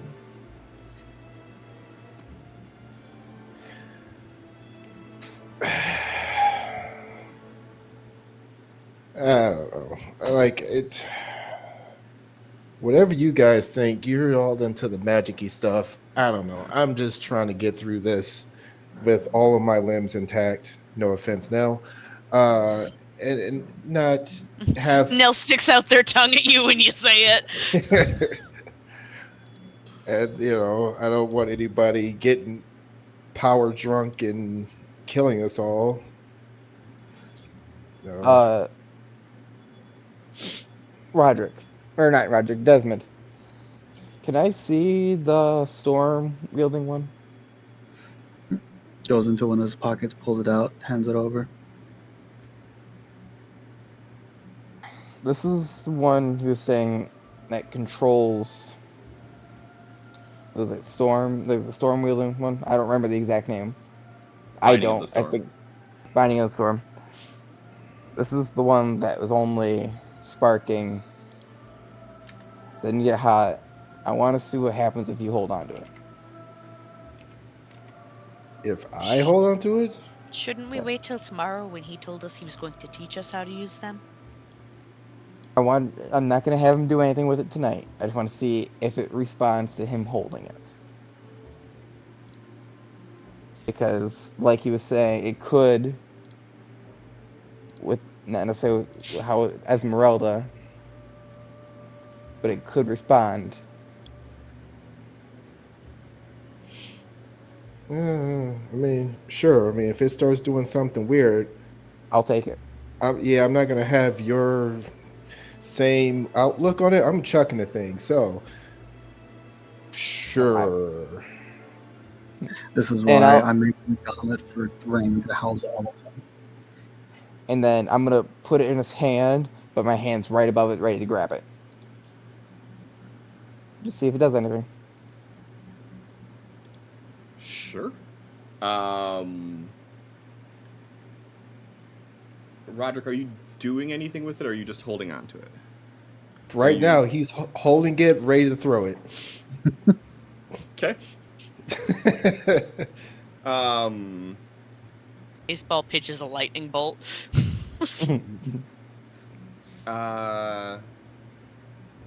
What is Roderick thinking about right now? Not losing his arm. Okay, that's fair. Yeah, if you're not doing anything to actively try using this or anything, it's not really reacting to you. You're holding it and it's just kind of there. When nothing happens, he's gonna turn the thread. Like, what's supposed to happen? Saw how it was sparking, right? When I was holding it and he put his hand under mine. Mm-hmm. I assumed something like that.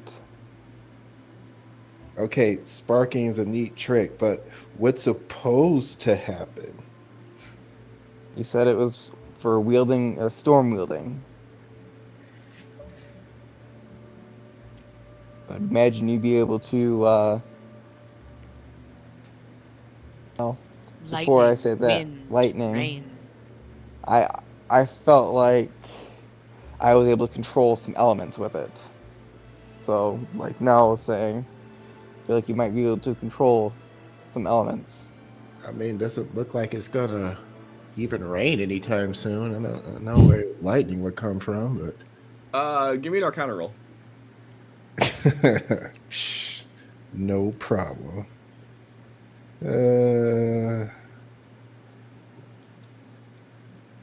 As you say that, you're looking up at the sky. You're like, "Don't you look? It's gonna rain. Where would lightning come from?" All of a sudden, you see these dark clouds just roll in, and you start feeling a little buzz in your hand.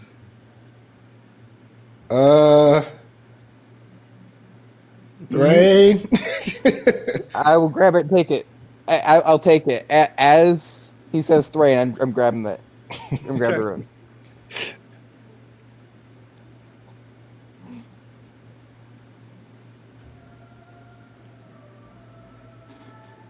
And that's why I did this right here to see what it was. And Perhaps then the soul binding is best for Roderick. After all, he is the shortest lived of us. It could significantly extend your life if that was something you wished. You think I want to live longer in this hell? No. It was merely an offer. Roderick has said multiple times he is happy with his lifespan. Mm-hmm. Yep. Get in, We have get that out. potion. We have that potion of what would it say? Subtract years from your life. Yeah, and he is. I'm pretty sure he's vehemently said no. Still working on it. I know you are. I'll take it and look at it and just Potion hit of life subtracting. Yeah, it's called poison. Yeah, we have it. and I'll hand it back to Desmond. Desmond's gonna reverse engineer that shit and just start slipping it in all your drinks. Oh no, all the potions he hands him. Right? But it just tastes different. What'd you do? Potion's formula? been a bit spicy. What's going on? This tastes like diet. And one day you notice the hair start growing on your head again. No, wait a second. Listen, just because John has male pattern baldness does not mean that Roderick does. I mean, he does too. I thought he had dreads. Nah. Listen, that's my headcanon. That doesn't exist. I'm so confused about that. I mentally always picture him with chin-length threads. I don't know. It's the first picture. You can see the side of his head. I'm well aware. That does not change Yeah. how the characters look in my brain as we do things. So, as you all kind of peel off away from the crypt a little bit to set up camp, take a quick break, like 10-minute break. I'm gonna feed Mars and let her out, and then shove Taco Bell in my face at the same time. Sounds like That's fun. some good stuff. So Mm-hmm. yeah, so we'll call it 10 minutes. Right. We actually want to be our base screen. Pfft. I don't know if I have a B-Ray back screen really anymore. I mean, I have one, but it was like, oh yeah, it still works for 10 minutes too. Look at that. All right, yeah, there it goes. All right.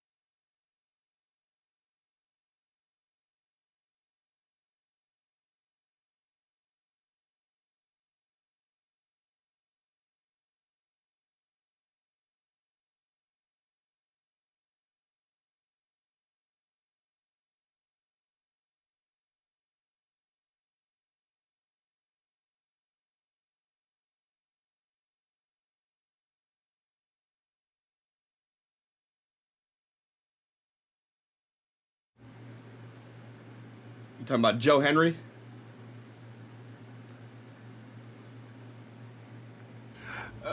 If you get a chance, watch his entrance video because it's just the music video that he created with him, the guitar, and his tight shirt doing that stupid smile. I fucking It's saw it when fucking he was great. walking in, and it just Yes. also has him in like different casual outfits. Just So fucking great.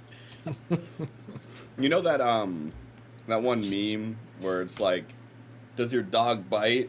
And then they're like, or he said, don't worry, my dog doesn't bite. And it's got the guy going, and it's got the dog looking at him like, Yeah. that's the look that Mars just gave me when I asked if she wanted to go outside. Talking Like about the the- dog look like, what the fuck you doing? I opened the door and she seen the rain and she was like, Like, bitch. what kind of stray do you think I am, Father? Oh, I that will was return funny. to the couch now. I was trying the bed. I was trying to like get her out before she seen what it looked like outside, so I only opened the door a little bit. She just stopped and was like, I You ain't said gonna good fool me. day, sir. well, shit. All right. Is Christina back? She was here. Doing shit. She's all butthurt because she can't have a crystal. Mm-hmm. Like, here, I'll show you guys a picture I took of this.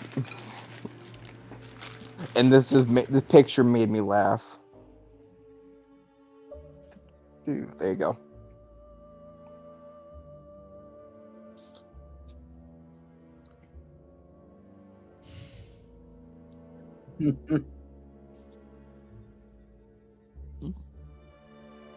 I want to create a GIF of just him. Look at this dog. Okay, bye. Bubbers. Just wrapped up, snuggled Looking up. comfy. Mm-hmm.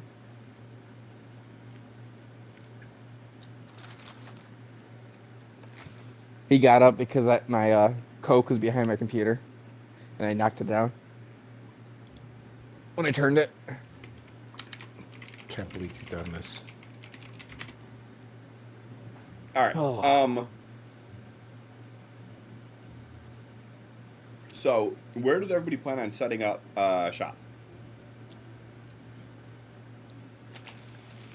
What do you mean? I guess out in the woods, a little bit away from all the death. Oh, for camp. Yeah. I was like, what do you mean set up shop? What are we We're selling? still, all our stuff. It's all for sale. A good distance from death, yeah. It's a fire sale. Ha! Glad someone got it. So you plan on walking in the woods far enough away that like where you're not seeing any of the people that were dead? That's probably best, yeah. Mm-hmm. Okay. Yep. So you guys all head out. Probably a good 3,000 or so feet away from everything. You're fair decent distance into the wood line. Close enough still that like through the right vantage you could probably still see the crypt out in the open, but like through all the foliage and whatnot it would make it difficult. What's everyone's game plan for the night? Doesn't look start working on the gauntlet already. Finding a safe, secure place on my person to put this rune. Start doing some practice fighting to get used to the whole arm thing still. Okay. I'll be helping Desmond if he needs anything with my arm. And then that's pretty much it for the night.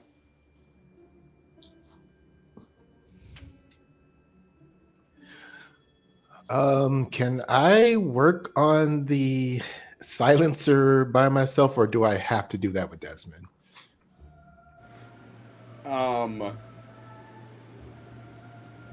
Do you think that Roderick would be able to do that by himself? No. I appreciate your honesty. Then you probably couldn't do it.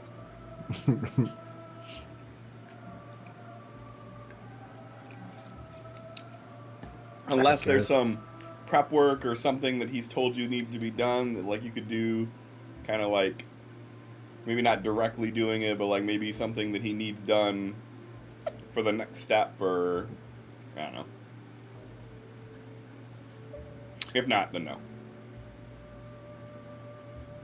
Yeah, I guess if there's like just some kind of like thing he needs like forged or fashioned out or anything like that that isn't complex, just something that has to get done.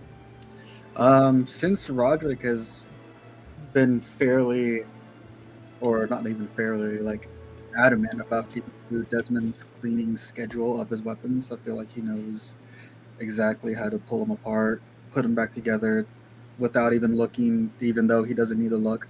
But like he would be very meticulous and precise about the measurements of everything. Mm-hmm. So writing down the measurements of the weapons and doing all of the monotonous measuring of each part and stuff. That way Desmond doesn't have to do it and go straight into using the knowledge provided into working on it. Yeah, Roger, why don't you go ahead and write that down? Fuck.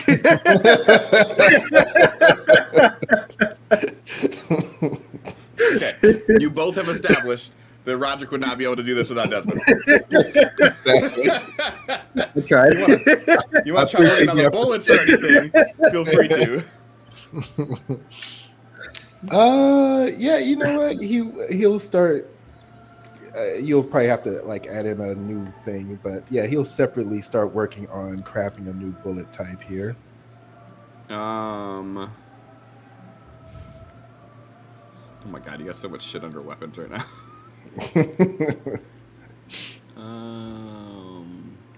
What the shit?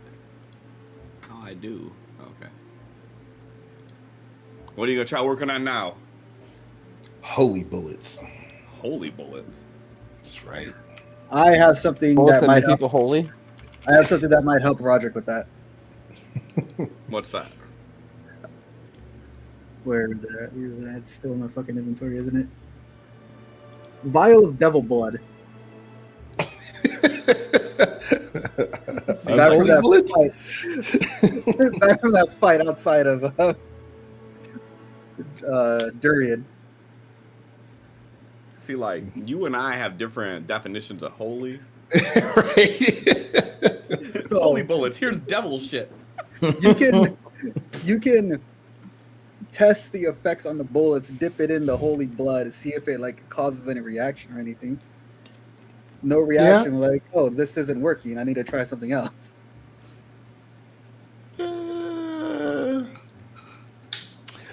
Yes, but he's kind of already got an idea that he's going to try to put like a little bit of like blessed material into them and just try to get them to survive the trip of the bullet and just until impact. So he's pretty sure that's, he's just got to get someone of the holy nature to bless said items. Hey, Thrain, can I borrow your vestments? I'm not sure. I'll give him I'm back not good as new. That's the thing is, those are all vestments of Moradin. They're still holy Like they were- vestments. Yeah, they are. Get Thrain spit on God this. damn it, John, this fucking gif is just in my peripheral and I keep watching it. You spin around. I've turned to look at him like 3 times. Like, It's turned to look He's at turning to you look too. at you. You're turning to look at him. every time. Had to close it. Yeah, 24 is good enough. Go ahead and tick one of the boxes off of that one. Sweet. Did you ever finish your lightning ammo? Oh yeah, the lightning ammo was the thing that he completed when he got the blindfold to function. Okay. Let's get rid of this then. Why is this like... Huh.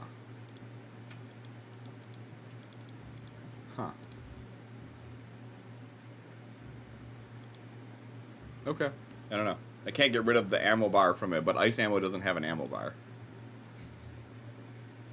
It's really weird. Okay, yeah, so good enough for some progress with that. As you like take some of the things that you've collected along the way as you've been thinking about this, and pack it inside of a shell and shoot it at a tree to see if it'll pop up and stick in the bark or if it spills to the ground and whatnot. And Okay. I would assume, like, in the first stages of doing this, just really trying to see, like, getting the ratio of, like, gunpowder and packing material and just making sure it actually does something. Yep. Sure. Esmeralda, are you doing anything for your downtime?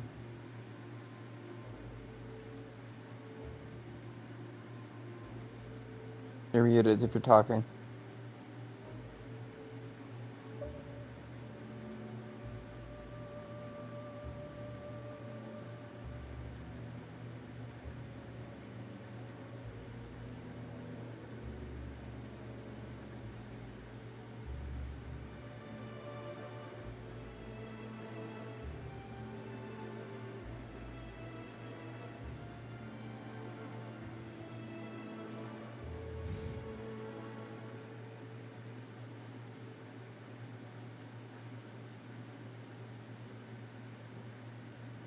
And Adam, what did you say Thrain was doing? Helping Desmond with anything he needs with the gauntlet he's making. Gotcha. Nothing actually downtime related, but just there. But are you spending your downtime helping him, actually? Yeah. Okay. Yeah, just spending there. Like I'm available for him as he needed. Sure. Well, while Christina's looking that up, Sin, go ahead and make your Omni Tool roll with advantage due to Thrain's help.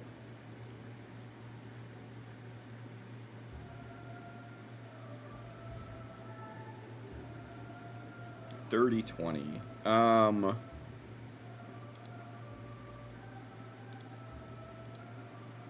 For this one, I'm going to say it probably takes a little bit more than what it took to make Nell's due to the intricacy of it. Yeah, he's gonna go straight for the rare material. Okay. I only got 9 of those. Maybe not then. I could talk to Nell. And I don't. Yeah, I haven't actually done any kind of material gathering. If I see you going towards them, I look over at Nell. No, yeah, any more of those more rare materials I could use? Of course. How many do you need? Just one. I hand it to you. One pop Hey, of rare. Take it, put it in our hand, pass it over to Desmond. Thank you. There you go. There's 10. I know this isn't gonna make a difference, but I'm using my natural 19 on this too. So 29. And fucking popping the ancestor shit too. To make it, what, So- 33? Yeah. He's fucking doing everything he can for this shit.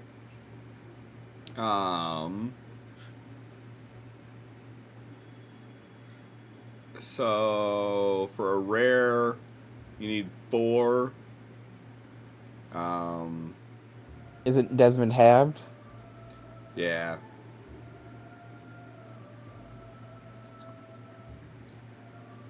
Yeah, but like for a 30, like I almost wanted to say that would be 2.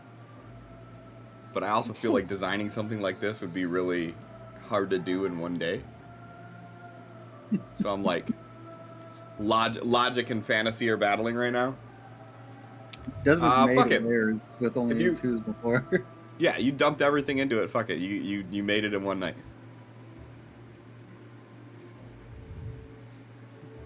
So Desmond starts working while everyone's getting ready for camp.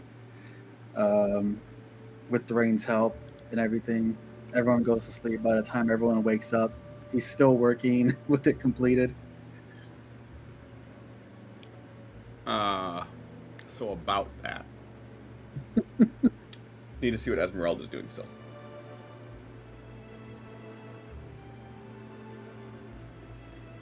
That's you, Christina.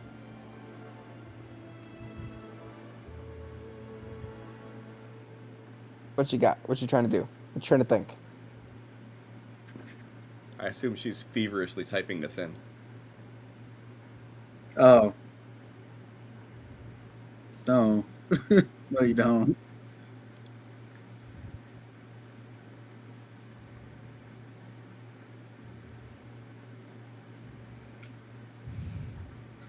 That's why you think about this stuff before you get asked.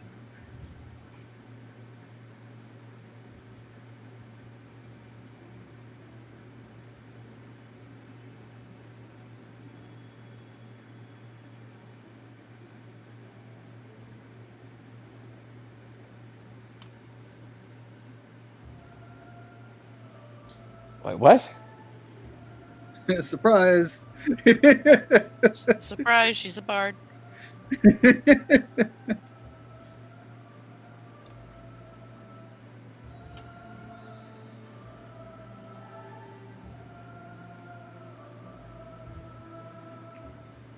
I mean, I already picked that out by the poetry anyways.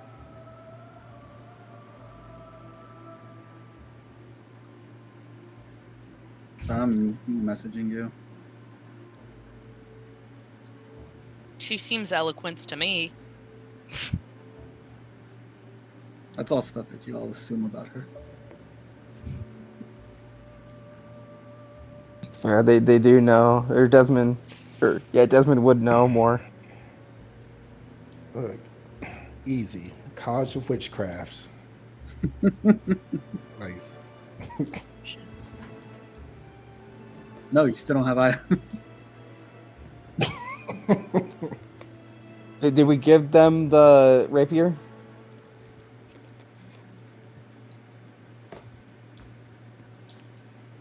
Yeah, when we were creating Christina's character, she was like, you want to go over all your starting gear? And she's like, no, we'll just do it when we play.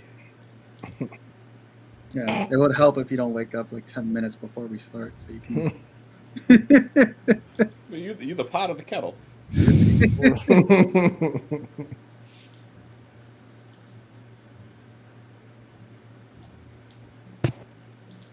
Like,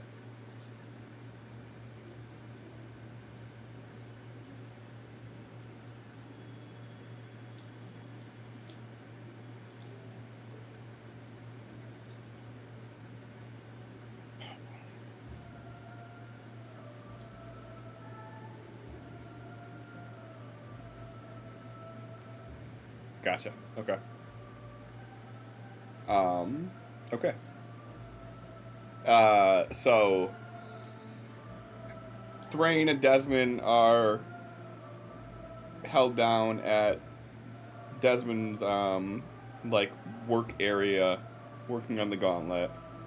Roderick is over on his side, fiddling together with like a bullet press and trying to get the shells loaded in. Nell's practicing some swings with the new arm and sort of getting attuned with the movements of it.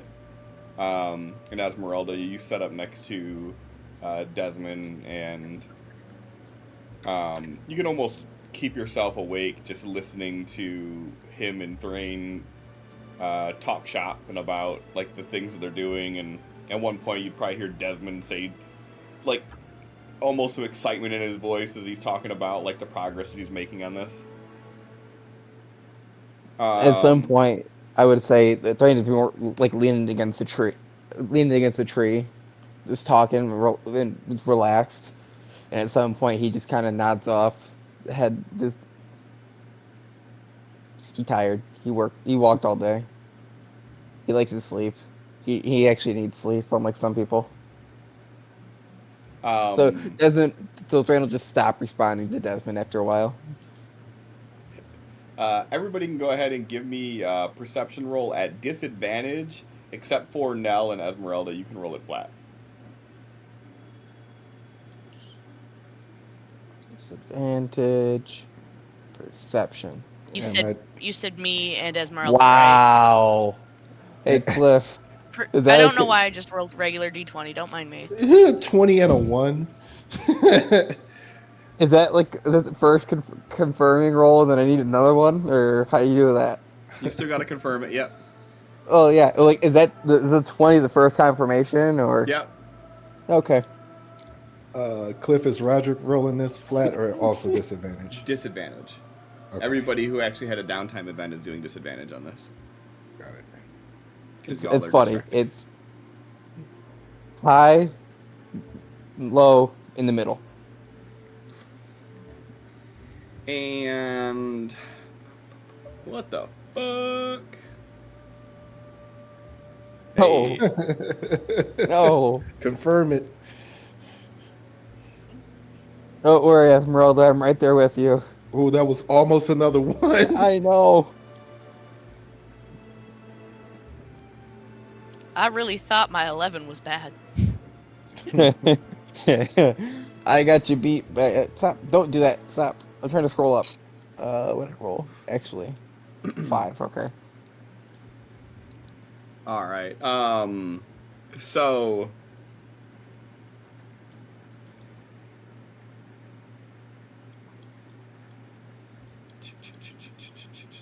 this new fucking menu system is so weird.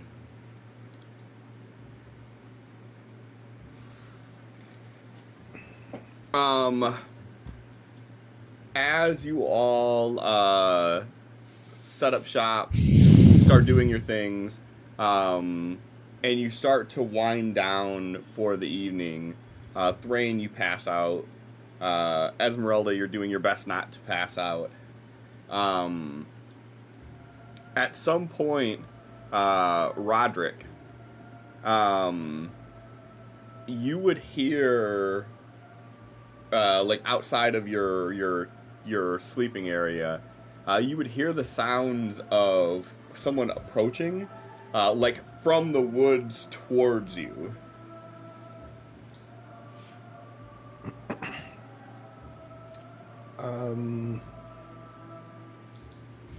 Okay, so pretty much everyone is still awake right now. Nope, this is when everybody's starting to like go to sleep. So like Nell, Esmeralda, Desmond are kind of wind down in like their trance. Thrain, you can hear snoring. He is going to kind of roll to his feet, guns like slip from underneath his pillow, and then he's just going to make like this little bird-like whistle towards the group. Like, Roderick's doing something weird, like. and then as soon as he catches, like he hears anybody rustling like they're looking, he's gonna like point to his ear and then point in the direction the sound is coming from, and then he's gonna start backing into the shrubs.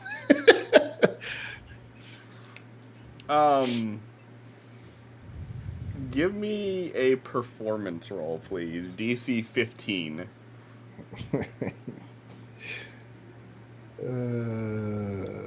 Performance. Oh. What is that cocked bullshit?